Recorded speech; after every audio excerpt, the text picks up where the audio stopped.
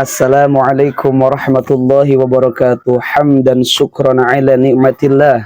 Wa usalli wa sallimu ala rasulillah Sayyidina Muhammad ibn Abdillah wa ala alihi wa sahbihi wa man tabi'ahu illa yaumil qiyamah. Amma ba'du. Ikhwan fillah yang dirahmati Allah Subhanahu wa taala, semoga kita semua diberikan kesehatan, keselamatan oleh Allah Subhanahu wa taala, dan semoga kita semua dilimpah curahkan keberkahan dalam menjalankan kehidupan dunia, dan kita bisa mendekatkan diri kepada Allah Subhanahu wa taala. Ikhwan fillah yang dirahmati Allah Subhanahu wa taala, salat tahajud itu merupakan sarana peribadahan kita mendekatkan diri kepada Allah Subhanahu wa taala, yang mana dalam salat tahajud itu banyak keutamaan-keutamaannya yang mengalahkan salat sunat yang lainnya. Di samping banyak keutamaannya, maka besar pula tantangannya, yang mana tidak sedikit orang yang sudah berniat mau melaksanakan tahajud, tetapi di waktu malam dia malah kebablasan, hingga sholat subuhnya juga kebablasan, bahkan sholat subuhnya juga jam 7. Karena apa? Saking kebablasannya. Dia sudah berniat ingin melaksanakan sholat tahajud, tetapi dia tidak dibangunkan oleh Allah di sepertiga malam. Maka saya akan berbagi ilmu tentang 5 hal yang memudahkan kita sholat tahajud setiap hari. Akan dijelaskan dalam kitab Ihya Ulumuddin, juz awal, halaman 362, halaman 362, yang mana i'lam anna qiyamal laili asirun. Ternyata ketahuilah oleh kamu bahwasanya salat tahajud itu, qiyamul lail itu sangatlah sulit. Alal khalqi ila ilaman wa faqalil qiyami bisyurutihil muyassarati lahu. Terkecuali bagi orang yang diberikan taufik oleh Allah Subhanahu wa taala sehingga dia bisa melaksanakan tahajud dengan syarat-syarat yang tertentu. Adapun 5 hal yang memudahkan kita sholat tahajud setiap hari, yang pertama itu adalah menjauhi perbuatan dosa dan maksiat, yang mana Allah yahtaqibal auzaro bin nahari fa inna dalika mimma yuqassil qalba. Karena banyaknya dosa itu menjadikan hati kita keras, yang mana jika hati kita keras, maka sulitlah cahaya-cahaya Allah masuk pada hati kita, dan sulitlah nasihat-nasihat itu masuk. Bahkan ada seseorang yang bertanya kepada Hasan Bisri, ya Aba Sa'id, ini abitu ma'a fi wa habbu qiyamal laili wa adda tahura. Ya Aba Sa'id,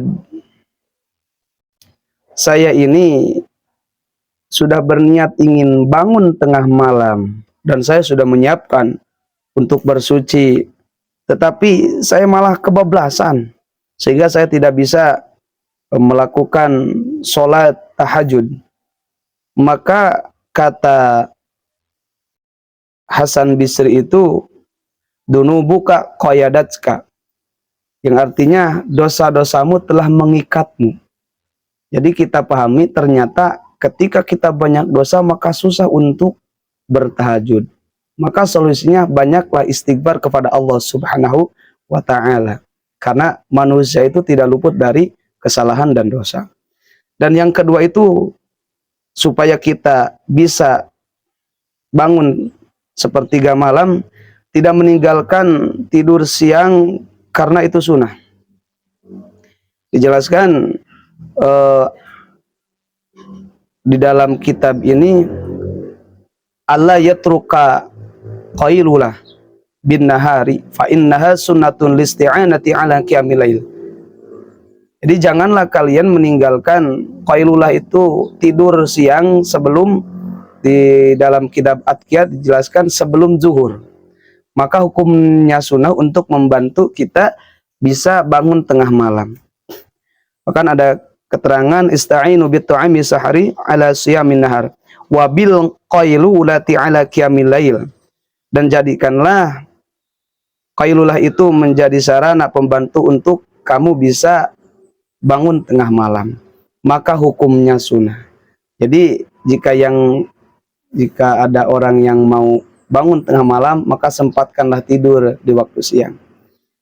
Dan yang ketiga itu tidak memperbanyak makan. Allah yuksirul akla fayuksiru syaraba fayaglibuhun naum wa yusqilu alaihil qiyam. Janganlah memperbanyak makan, memperbanyak minum sehingga akan mengalahkan rasa kantuk pada kalian, sehingga kalian berat untuk melaksanakan ibadah dan berat untuk bangun tengah malam. Maka di dalam kitab Ihya ini dijelaskan ada seorang syekh yang berkata kepada muridnya, la ta'kulu katsiran fatasrabu katsiran fatarqadu katsiran fatahassaru 'indal mauti katsiran.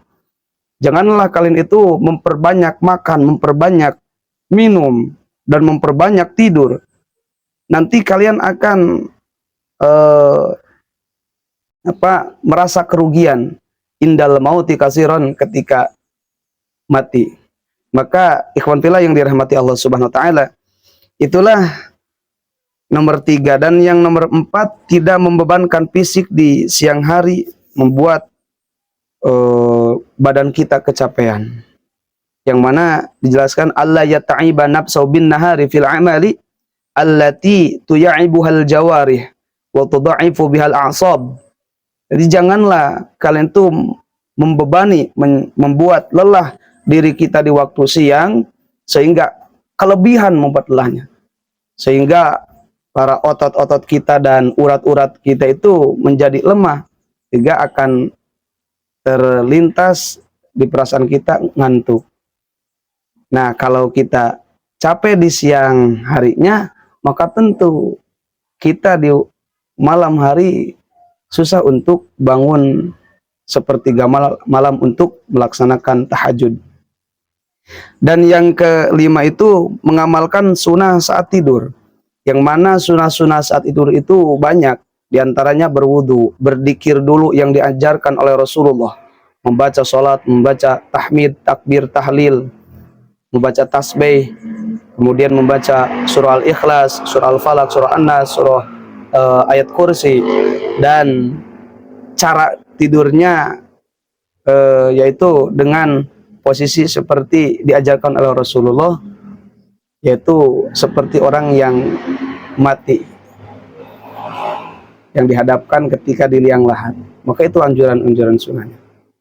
Dan berdoalah sebelum tidur itu kepada Allah, ya Allah, bangunkanlah aku sepertiga malam karena aku ingin mendekatkan diriku kepadamu.